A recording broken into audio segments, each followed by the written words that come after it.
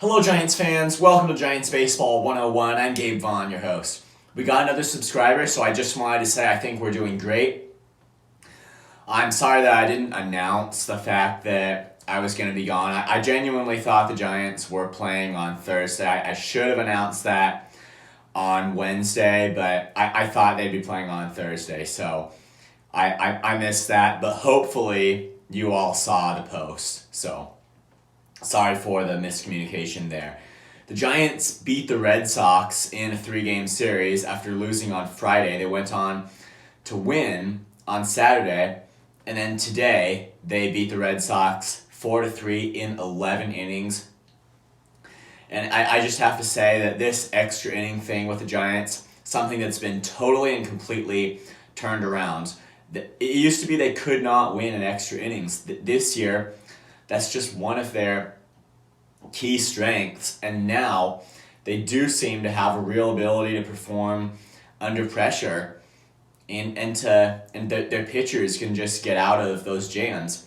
It was basically a bullpen day for the Giants. Ross Stripling was pretty effective, going 4 1/3 innings, allowing only 1 run. So the Giants are still trying to bullpen their way through some of these games, and Stripling today, even though he had just started traditionally, and he went, in his past couple of starts, he gone 6 innings, but the Giants decided to use Stripling behind opener Scott Alexander today. I guess they're just trying out a lot of new things, so we still occasionally see them have a bullpen day, and that's what they did today. But Stripling still, he threw 4 good innings. I definitely think that Stripling is improving, and we can take note of it. It was a really bad start to the season for him, but now he's just getting more and more solid. His last couple of starts, that they were affected by just a really bad offensive performance for the Giants, which it's just improving at least. It's improving it both just by the quantity of runs they're able to score now, and situationally. Like today, it was all situational hitting for the Giants. Through 9 innings, they scored 3 runs, and it was a couple of RBI groundouts and an RBI single by Wilmer Flores. And then in the 10th inning, Tristan Beck came in to pitch. He went 2 scoreless innings for the Giants. And then Joc Pederson walked it off with an RBI single in the bottom of the 11th inning. So that closed out a series win for the Giants. And it came at no better time. The Giants, they were on a bad streak. We have to be honest about how bad that was last week. But they broke out of it. They swept the A's in 2 games. And then the Red Sox, they took this series against the Red Sox. And it was just very timely play by the Giants. Just all in just could not have happened too soon with the trade deadline approaching in 2 days. The big day will be August 1st.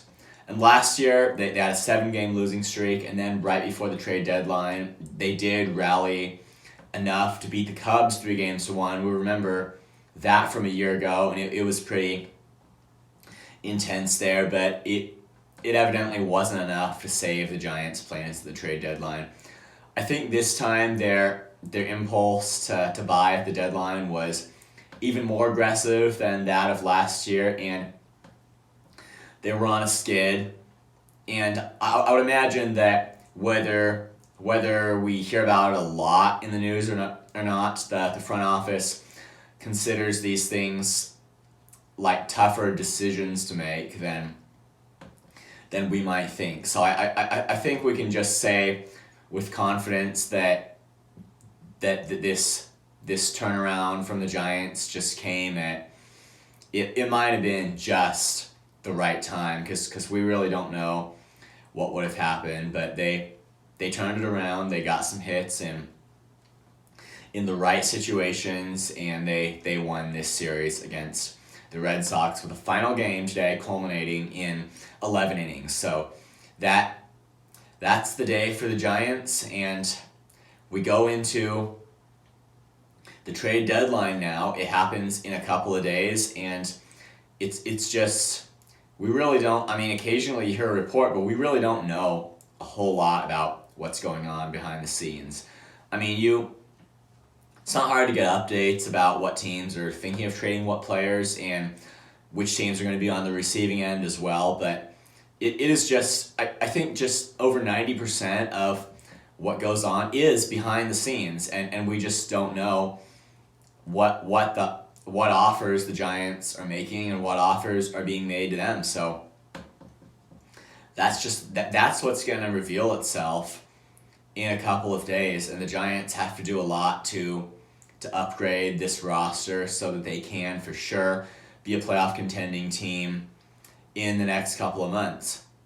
Thank you for watching. This has been Giants Baseball 101. Please subscribe if you haven't. Also, please leave your questions and comments. You know where to do it. I'll see you next time on Giants Baseball 101.